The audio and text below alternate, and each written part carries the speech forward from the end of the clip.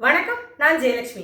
இன்றைய ஆன்மீக நிகழ்ச்சியில் நாம் கிருஷ்ண ஜெயந்தி கொண்டாடுவதை பற்றியும், கிருஷ்ண ஜெயந்தி கொண்டாடுவதன் மூலம் என்ன மாதிரியான பலன்கள் கிடைக்கப் போகிறது என்பதை பற்றியும் பார்க்க போகிறோம்.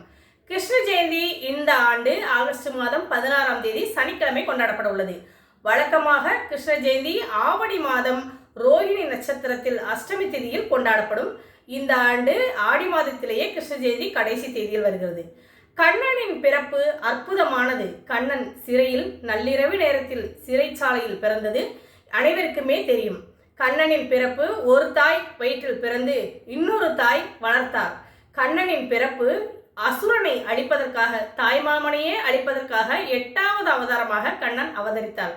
கம்சனை அழிப்பதற்காக கண்ணன் பிறந்தாலும் கண்ணனின் லீலைகள் அற்புதமானது.